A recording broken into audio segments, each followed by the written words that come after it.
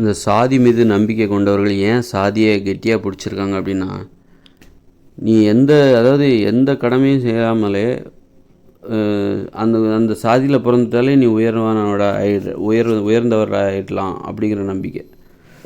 அதாவது உனக்கு நல்ல பண்பு தேவையில்ல, பொருளாதாரத்தில் நீ உயர்ந்தவராக இருக்க வேண்டிய அவசியம் இல்லை, நீ பணக்காரனாக இருக்க வேண்டிய அவசியம் இல்லை, நிறைய படிச்சிருக்கணுங்கிற அவசியம் இல்லை, உன்கிட்ட நல்ல பண்பு இருக்கணுங்கிற அவசியம் இல்லை.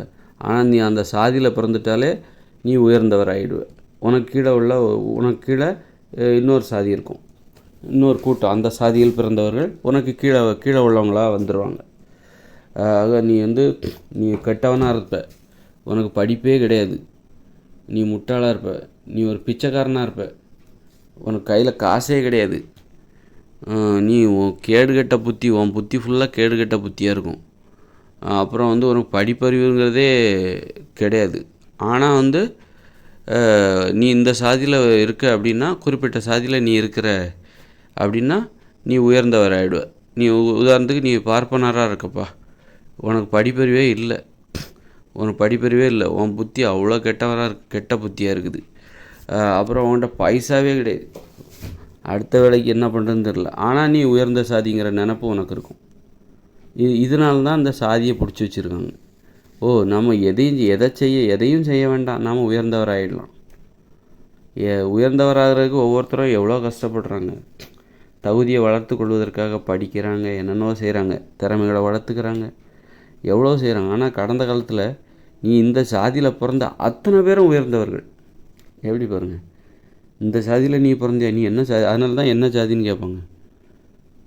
நீ இந்த ஜாதியில் பிறந்துட்டியா, அத்தனை பேரும் தாழ்ந்தவர்கள். குறிப்பிட்ட நீ தாழ்ந்த ஜாதியில் பிறந்தால் நீ அத்தனை பேரும் தாழ்ந்தவர்கள். உயர்ந்த ஜாதியில் பிறந்துட்டியா, அப்போ நீ உன்னுடைய கேரக்டர் அதெல்லாம் தேவையில்லை, அந்த ஜாதினாலே உயர்ந்தவர்கள், அந்த ஜாதியில் பிறந்த அத்தனை பேரும் உயர்ந்தவர்கள் அப்படிங்கிற மாதிரி. அப்போது அந்த உயர்ந்த ஜாதின்னு அடையாளப்படுத்தப்படுற ஒரு ஜாதியில் பிறந்தவங்க தனக்கு கீழே உள்ளவங்க எல்லாருமே தாழ்ந்தவர்கள். நீ உயர்ந்தவராக இருந்தாலும் தாழ்ந்தவர் தான். தாழ்ந்த ஜாதியில் பிறந்துட்டு நீ உயர்ந்தவராகவும் நல்லா படிச்சிருந்தாலும் பணக்காரனாக இருந்தாலும் நீ தாழ்ந்தவர் தான். நீ ஒரு உயர்ந்த ஜாதி பிச்சைக்காரனுக்கு நீ தாழ்ந்தவர் தான். நீ பெரிய கோடீஸ்வரனாக இருக்கலாம், ஆனால் ஒரு உயர்ந்த ஜாதி பிச்சைக்காரனுக்கு தாழ்ந்த ஜாதி கோடீஸ்வரன் ஒரு கீழானவ தான். எப்படி பாருங்கள், அதனால தான் இந்த சாதியை பிடிச்சி தொங்குறாங்க. எதையும் செய்யாமலே உயர்ந்து விடலாம் அப்படின்னு சொல்லிட்டு உயர்ந்த சாதியில் இருப்பவர்கள் அல்லது பிற்படுத்தப்பட்ட சாதியை சேர்ந்தவர்கள், தாழ்த்தப்பட்ட சாதியை தவிர மற்றவர்கள் அனைவருமே இந்த சாதியை பாதுகாக்கிற காரணம், எல்லா சாதியினருக்கும் தனக்கு கீழே ஒரு கூட்டம் இருக்குது. தன்னை உயர்த்தி கொள்வதற்கு தனக்கு கீழே ஒரு கூட்டம் இருக்குது.